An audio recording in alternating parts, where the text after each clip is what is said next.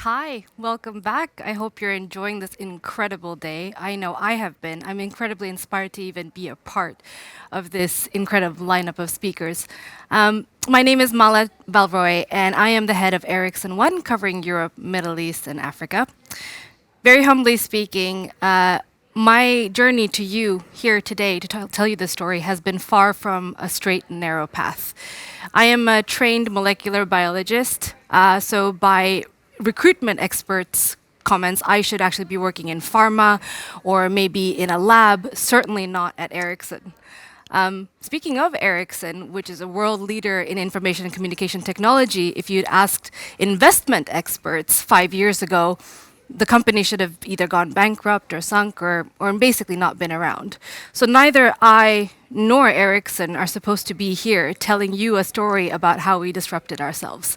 But thankfully, the theme of today is the power of resilience. And that is exactly what we'll talk about. We'll talk about how we've been embracing disruption and using the power of inclusivity to actually further our future and create new standards of what business, what tech, and who's allowed in that scene should look like. So, as I told you, I joined Ericsson at a time of really deep transformation. The company was facing a big challenge in its core business, which was still vital for us every day. Connectivity, as you know, you use it for everything, especially last year when you and I were all stuck at home. But we needed a way to scout, scale, and commercialize new growth bets. And Ericsson ONE is that brave and bold step to do exactly that. I think what becomes most interesting isn't just what technologies or what new markets the team and I get to explore. It's actually about the who we turn to when we're looking for that entrepreneurial spirit or that power of innovation. And unlike the traditional approach, which often looks outward at startups that are in the ecosystem or maybe research institutes, we looked inwards to our 95,000 employees, which might come as a little bit of a surprise.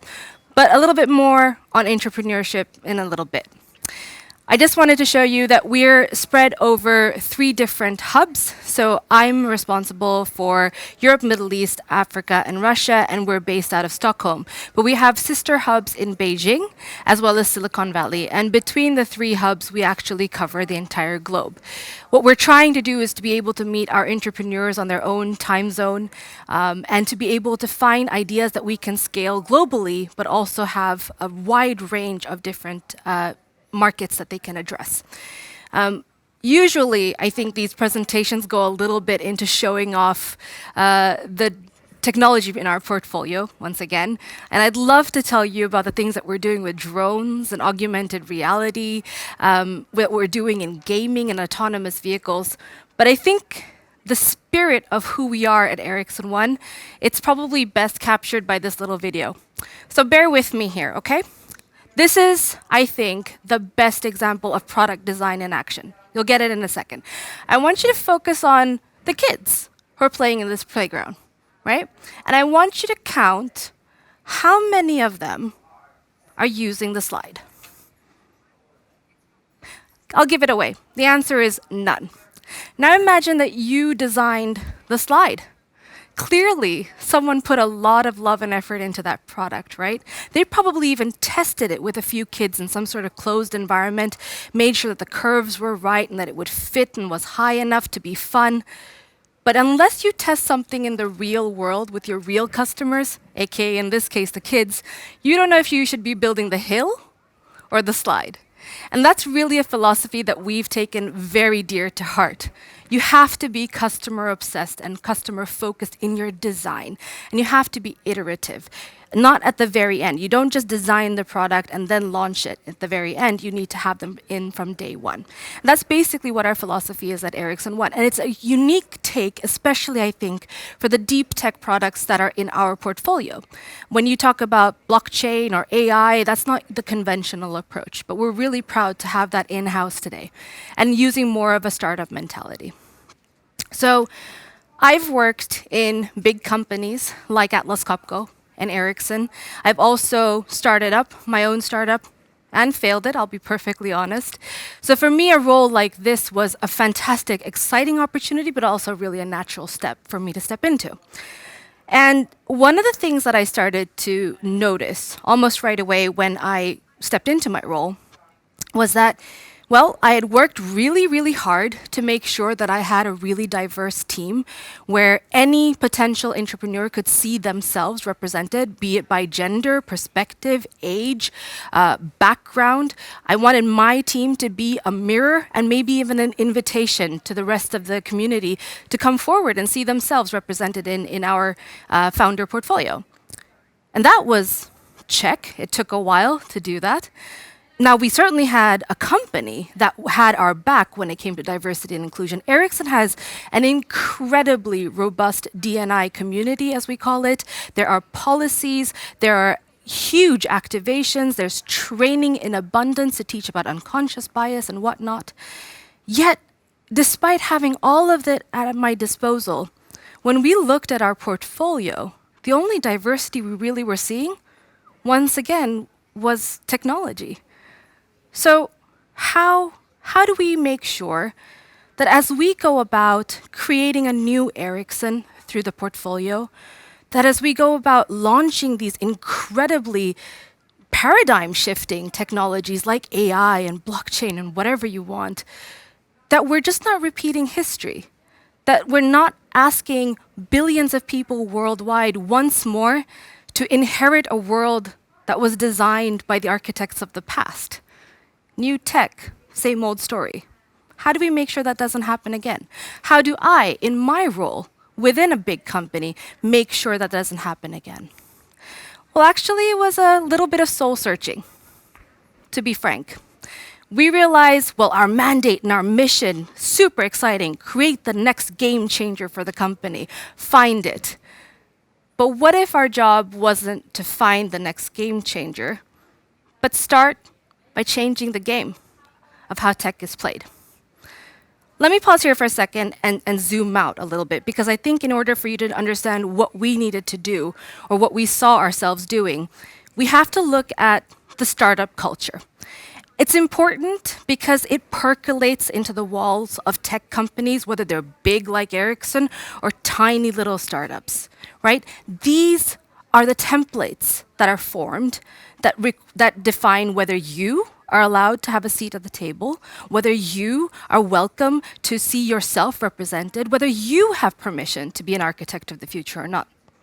So when I worked with startups, and actually even when I started my own, right, there's a huge decision to be made, it feels like. Do I quit my job? Do I take this leap? And if you go on any of these sites with advice for aspiring founders or people who think they have entrepreneurship in them, you'll often see something like this. Quit your job, buy a ticket, get a tan, fall in love, never return. How incredibly dreamy, how romantic, how unbelievably privileged. I was born in a country of more than 1 billion people. I was born in India. And I'm sorry, but it's not even the most populous country in the world. I just want you to imagine the level of competition that even young children face to educate themselves, to get into the workforce for that boring job that this quote is encouraging you to leave at the drop of a hat. I want you to think about my parents, who actually were incredibly privileged. They came from an educated family. They came from stability. But when they first went to the US, their primary thought was safety, security, and stability. Risks are a luxury. Risks felt like a privilege to them. And that's the philosophy that many immigrant families have, even today. It is not honored by this quote. It isn't always just about immigrant families. My husband is Swedish. His grandfather was from Finland, and he had to flee at the age of 9 because of conflicts with Russia and work on a farm. I want you to imagine going up to that child, 9 years old, working on that field, telling him this quote, making him feel like somehow you think that he doesn't have big dreams in his little heart because his circumstances tell him he has to work a job. I want you to think of the toxic template that this creates for who is allowed to enter this space. Billions of people worldwide, millions of families, they're looking for safety and security and stability, but they have the fire to build within them, and build they do. There are 582 million startups in the world just this year. But most of them are focusing on construction, actually 19.6%, followed by retail, consulting, and other more traditional areas. Why? Because tech has incredibly high barriers to entry for the average person, and it gets worse if you're a woman or a minority. So great, we'll just ask for some help, right? Bringing me to my second favorite quote. This one blew up because Elon Musk went on Clubhouse and someone had the guts to ask him, can you give me some encouraging words if I want to start a startup? And this was his fantastic response. If you need encouragement, don't do a startup, as if they are in conflict with each other, somehow mutually exclusive. I'm laughing, but I'm so annoyed I can't even tell you. And it made me so angry, I've actually gone and dug up Facebook photos. That's how mad. You made me go back to Facebook, dig up photos that I'd forgotten about, because there was a story that really, really stood out in my mind when I heard this obnoxious quote. And it's about the time when me, like I said, from a country of a billion, with parents who never thought they could be allowed a risk, had decided to quit her PhD from an Ivy League university. Unheard of, unbelievable, and I knew what I was doing wasn't safe, but it was my privilege to take. During that time, we were actually in Philadelphia, and I had the time to actually mentor kids from underprivileged neighborhoods in the US. And we formed incredibly close bonds, but it was so clear that their worlds and mine were so different. I became particularly close to one girl here, if you can see. Her name is Lisa. She's standing there in the middle. Young girl, teenager, bright, just amazing. And we started talking about dreams. And her impossible dream was to become a nurse. And I just remember thinking, that's her impossible dream. You know, she didn't get the support from her family, her school, or anyone around her to pursue that path. And yet here I was with qualified medical professionals who I could call friends, who were literally just a phone call away. And she could only ever meet them if she was sick. This was the difference from where we stood. So when she asked me for help, is there anything I could do? It cost me nothing to set up a little meeting where she could go and follow this doctor in order to just learn what it's like to be in the hospital, not as a patient, but as a medical professional. So just imagine, if that's easy for me, if Elon didn't have this attitude, and not just Elon, but the tech industry in general didn't think that somehow being macho was more important than being helpful, how many other people, how many Lisas, how many me's and you's could dare to ask that question and get that little step that's enough to nudge us over and break into this new barrier? So here we are now in this strange place where you have dreamers, doers, people who are capable and have potential, but need to work a day job. At the same time, you have a huge company that needs to somehow have the agility and speed and courage of a startup. So basically, the status quo is full of what seems like unresolvable contrasts. But maybe we can actually achieve disruption by challenging the status quo. So like I said, Ericsson ONE is here to scout and scale new commercial businesses for Ericsson, but here's where it got really interesting when we internalized this mission for ourselves. So the first step, and we all walked in with this, I'll be very honest, when we thought of an entrepreneur, we had a picture in our mind that you often might have as well. And we had to break free of that. So we actually invited an incredible team, a startup themselves called The Social Few. I'm eternally grateful to Suzanne and the team for coming us on this journey. And we said, can you please just help us map, are there differences between an entrepreneur, the person who just you and I think of, and an intrapreneur? And I'll walk you through this because I'm guessing that the text might be a little bit too small for you. So an entrepreneur when they did the survey and they interviewed people within our organization as well as outside our organization, they're typically very visionary. They don't mind taking risks, so they'll quit that job. That quote appeals to them. They like to tell you the story. They're passionate people who are used to rallying people around their cause, right? And they're creative, they're convincing, but they're not loyal to an organization. They're loyal to that vision that they're creating. And probably cliched, they probably wear a lot of turtlenecks, often black. Now I'm being mean. The intrapreneur, on the other hand, and this is a result of our studies, let me walk you through that.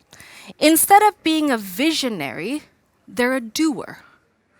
Right? If they're happy to build, they're happy to create, but the idea may or may not be their own and they may not be able to tell it compellingly. Some people are amazing communicators, but not all. A lot of the interviews that we did showed us that they want to be seen. They want to be recognized for their contribution. What can they meaningfully do to help you achieve your vision? They don't want to be the center of attention, unlike the entrepreneur who's used to pitching and storytelling and, meetups. These are a quieter group who have incredibly compelling narratives, but they come in a different way. They want challenges, but they want context. So for most entrepreneurs, you can just give them a tough problem and that's enough. But here we have to do more. They want to be convinced. And once you have them convinced, they work really hard. And above all, they're actually loyal to the organization. So that was something we had to acknowledge. A lot of the messaging that we were putting out at Ericsson ONE, it mimicked a lot of the external startup world, right? Come and solve this challenge. Come and find a business model, etc. We needed to shift ourselves a little bit and acknowledge that there's a whole breed of entrepreneurs who work within big companies with entrepreneurial mindsets. Which brings me to then the next realization, that we needed to shift gears from that fight or flight type of mentality, which is a biological response, but so is tend and befriend. I think I am the luckiest person in the world because of the people that I've had the fortune to meet, and one of them is Recode. Bree is the CEO and founder of True Love. It's an AI company that is out to transform the relationship that we have with technology. She comes from a gaming background and she's developing this AI for gaming as well, but with a completely different approach and what she thinks is the stimulus for why you play the games you play. So the tend and befriend reaction, it's actually driven not by adrenaline, by oxytocin. And what that means is that you're not trying to win. It's not survival of the fittest, it's survival of the most. How can we use the collective power of the group to overcome a problem? It's not about winning, it's about the long-term game, and it's about creating feelings of euphoria, mastery, self-esteem. This has largely been overridden in the narrative because, well, we live in a male-dominated society, but it's a perfectly legitimate and extremely interesting area to explore. Bree is doing that with gaming. We're doing that with our community of ambassadors. So like I said, maybe it's really, really hard for you to think of getting started with an idea, even though you work in a company like Ericsson, even though Ericsson ONE is asking you to come on in and do this, because of all sorts of things. Maybe you don't know how to code. Maybe you don't know how to sell. If we could somehow create a space for you where you could find that complement, where you have an idea, and out of these 95,000 people, someone else helps you code, someone else helps you scale, and we can put them together and help you bounce this idea off. We had no idea when we created this ambassador community, which has now gone from, I don't know, maybe tens to hundreds across 34 countries, that there would be such a momentum. These are not employees that we pay for their time. We are asking them to volunteer their expertise, volunteer their time, and they come in the best, most supportive way. They rally around these projects. They rally around these ideas that aren't even theirs. They're not going to be the ones to pitch, but they come in, they're the soundboard, they support, they cheer. It's incredible, it's vibrant, and it has nothing to do with winning. It's about where can we find the strength within each other. So this has been a cornerstone for us when it comes to actually seeing inclusivity and making it possible. Yes, we have diversity, but how do you welcome them in? How do you make it possible for us to leverage our differences to a greater whole? All right, well, I've told you a little bit about changing your perspective, right? So opening your mind to who or what an entrepreneur could look like. And then I've told you that they need a community and they need to have support and encouragement in order to take those first steps, however big or small they may be. Well, the next step became, still, how do you get them to take that leap with us? I found it very interesting that I would often be in a room full of women in Ericsson. Again, incredible women in leadership positions, strong networks to support us, and these room full of incredibly competent women. And I would just ask the room, how many of you see yourselves as intrapreneurs? I'd be lucky if a hand went up, I'll be honest with you. But if I reframed it and I took it one-on-one and I said, hey, so-and-so, we have this problem, and I know you're really good at doing Y because of your strengths. Do you have the time to come in and solve this with us and be an entrepreneur? Somehow, that same ask, just phrased differently, more personal, more effort on my part, and really an invitation based on your competence, the answer was overwhelmingly yes. So we needed to take that approach into how we were recruiting our entrepreneurs as well. Like I said to you before, the portfolio was extremely diverse when it came to technology, but how do we make sure that it reflects a better spread of who we see in our region? We actually used a focused effort called a fast track. It's new, we're testing it this year from the team. And I know it's another Teams picture, I know, but it's one of the proudest moments I've had. Our first attempt at this fast track program, it's 50% women. I've got representatives from Europe, Middle East, and Africa, the whole region that I represent. So do our customers. And this was taken on the very first day when we launched this. And the energy level on this, virtual call, it was electric. And since then, my team has been overjoyed to tell me that the cohort members, they're talking about how excited that they are to find each other and work with someone who complements them and is different. So this has been a fantastic outcome for us. I just want to wrap up by saying, I think one of the key things that you have to do, whether you're an internal or an external startup accelerator, is to make sure that you have the mandate and not just the permission. We were told that we needed to be one of the ways that Ericsson finds new business. We had to be innovative. And at the same time, the company was extremely clear that diversity and inclusion was the way to achieve it.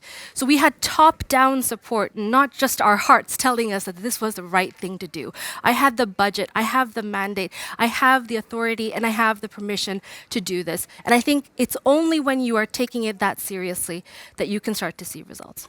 So this is how we're hoping to change the game at Ericsson ONE, one entrepreneur at a time. And if you have any questions, if you have any reflections that you'd like to share with me, I'd love to see you on the discussions in the chat. I believe there's a button for you where you can join me in a separate room. But other than that, I hope you have a fantastic rest of the session. And thank you for spending this focus session with me. It's been a real pleasure.